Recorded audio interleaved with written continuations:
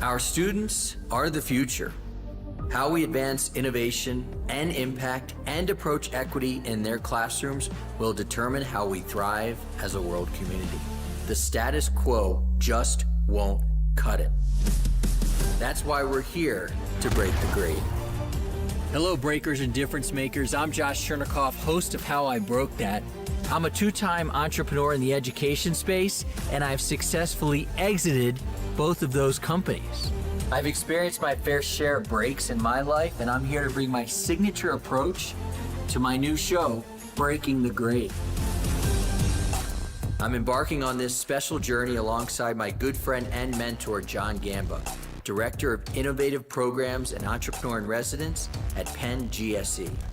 In our podcast, you'll hear from emerging business owners in the education space who are working to transform education as we know it.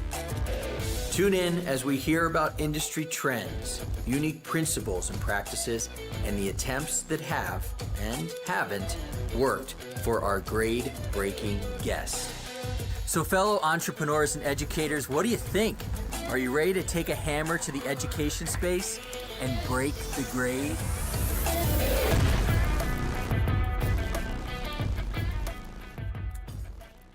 Welcome back to Breaking the Grade. I hope you guys remember I was a panelist and a speaker, very honored, at the IFE conference in Monterrey, Mexico in January of 2025.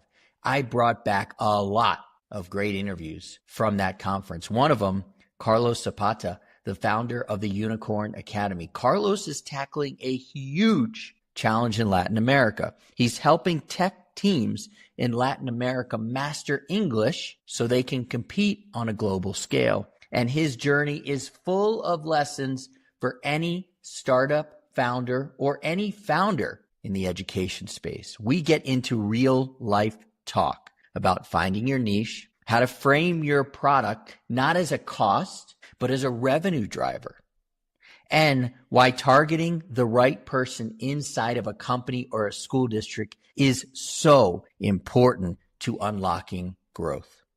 So let's go back to that buzzing conference, IFE, in Monterrey, Mexico, and I want you to meet my friend, Carlos Zapata. Welcome to Breaking the Grade. Welcome to a live edition of Breaking the Grade. We are in Monterrey, Mexico at the IFE conference on this wonderful campus here at Monterrey Tech. And we are joined by my new friend Carlos, who I didn't know Carlos 72 hours ago, but I do think that we will get to know each other really well in this interview and into the future. So Carlos, welcome to the show and tell everybody who you are and what you do. Thank you for having me here. Well, my name is Carlos Zapata. I'm from Peru. My company is called Unicorn Academy, and what we do is we seek to transform English training into new revenue and productivity for people and companies with tech teams. Gotcha. And we do it through an English training program specialized for this particular audience. Yeah. This is a company you started? Yes, I started late 2022. And I'm sure it has been unicorns and rainbows since you started the company, right? I would hope so, but not really. You know, it's a niche, as most companies in edtech tend to seek a niche because, you have to specialize, right? And something that happens is that not a lot of people understand it. So reaching out, knowing where to go, it can be hard. Like, for example, all of my friends, well, most of them work in investment banking, so they believe I raise unicorns. So yeah, it can be challenging. There are a lot of difficulties, but we've been able to grow, which for me it's really important. Yeah, look, you're speaking my language. One of the things that I work with our companies on, I started this company, the EdSales Elevation Experience, after starting and scaling and selling and getting all the bruises to prove it of two companies in education. I started this company, the EdSales Elevation Experience, because I was talking to companies in education about how I could help them generate leads on repeat. And one of the first questions I asked them, because there's always this multiple stakeholder question, who do you sell to? And a lot of the answers I got, anybody who's willing to buy. which is the exact wrong answer. So I appreciate that you also believe in the power of one. I think that's very important. So you're very niche down. I talk to a lot of my clients about niching down so then they can eventually niche back up. But let's get the traction first. So you're getting the traction. But if I was sitting here as a little bit as your doctor of leads, I struggled a little bit with the Unicorn Academy, and I thought you were bringing me unicorns and talking about unicorns. So I don't blame your buddies in investment.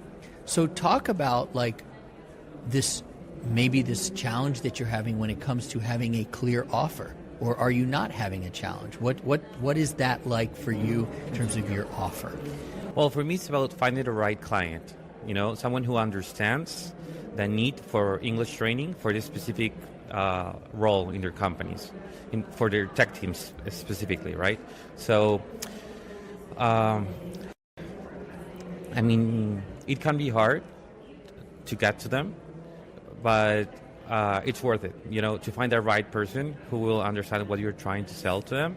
And for us is how we can really translate this, just what seems like just a benefit for, your workers, and how it can actually turn into new revenue for companies and more productivity.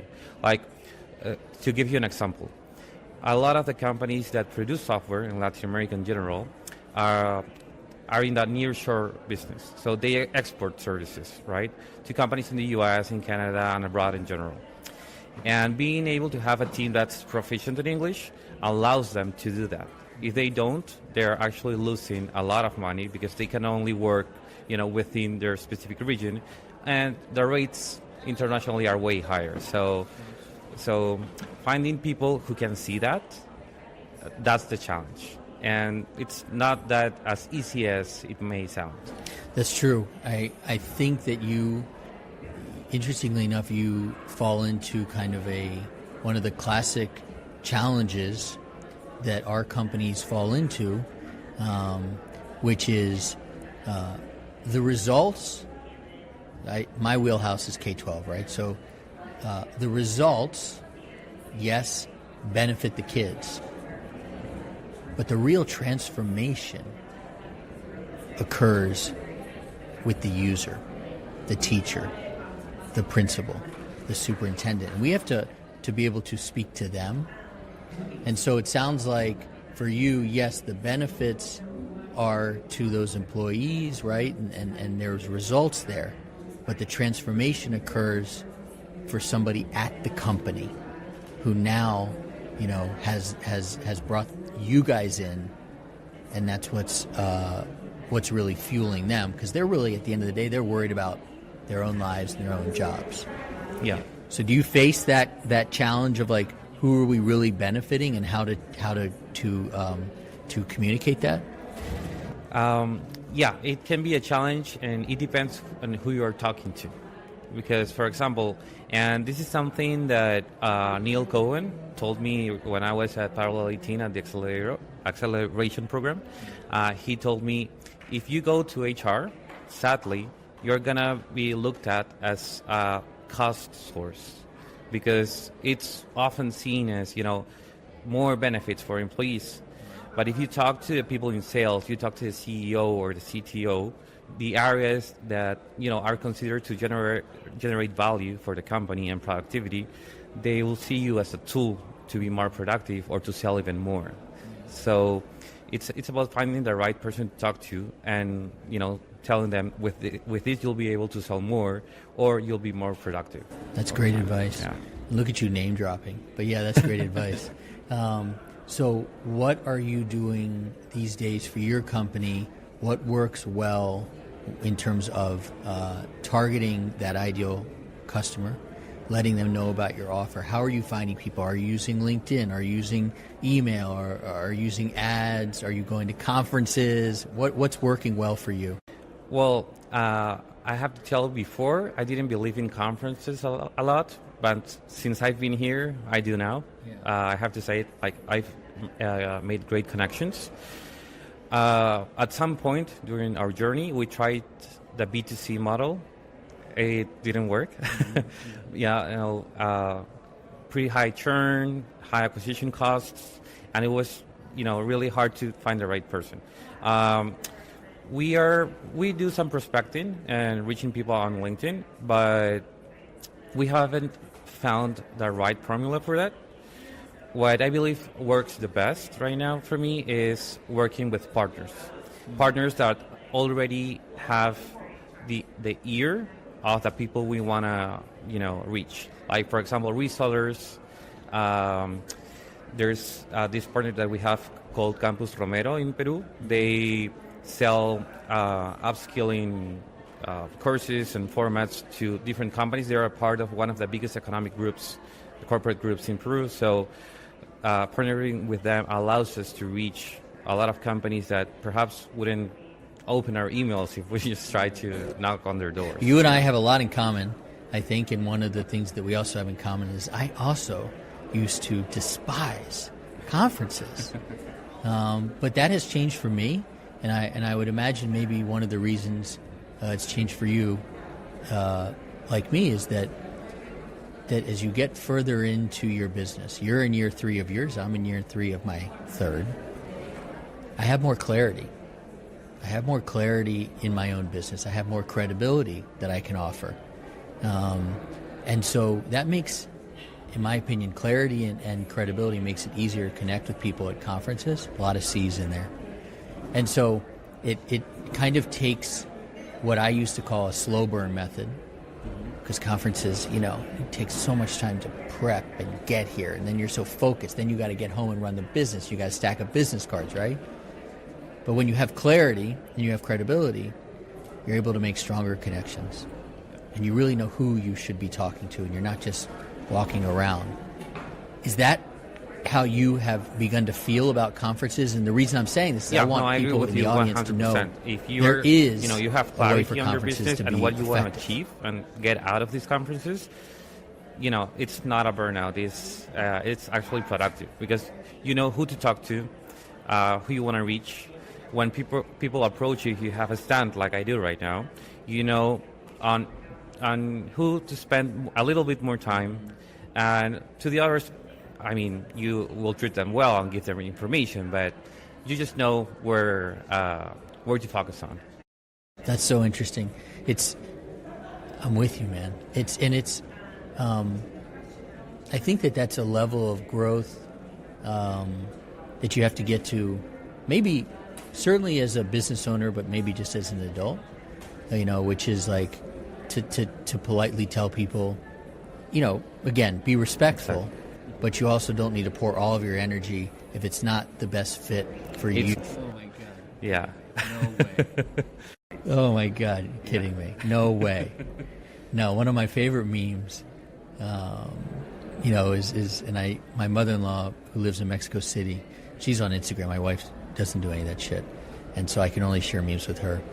But it's like this meme of these two people talking, and clearly they're somewhere in colonial Mexico, and all these bad things they're saying. My cat died, and my car isn't working, and my house needs fixing. Yeah. Another, it is but it's okay. But it's okay because you're running a business, and I was so excited to have this interview because this conference here, to be totally honest, is not necessarily where I find my clients, because it's a lot of academics here, which there's so much to learn from, which is great. But when I do get a chance to talk to my clients and people who I can really talk shop with, you get to go and discuss the good stuff and the bad stuff. Not being able, how it's not easy to say no. How it's not easy to craft your offer. How it's not easy to figure out the best way to generate leads. Maybe you're struggling with LinkedIn, but you got the conference thing down.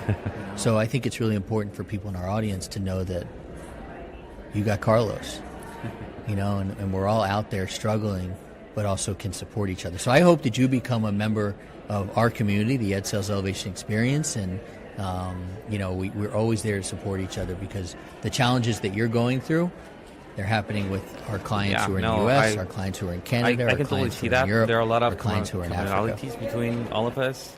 Some of the same challenges. And yeah, I would love to be a part of that and keep talking. Awesome, man. Welcome to the family, and thank you for being on the show. Hey, Breakers, thanks for joining us on Breaking the Grade. If you want to get to know your fellow Breakers in education better, please join us in our community in Mighty Networks. You can also follow us on social media for lead generation tips. Information about the community and the social media in the show description. And if you want to help us out, please like and subscribe to the show. Keep on breaking, you lead gen legends.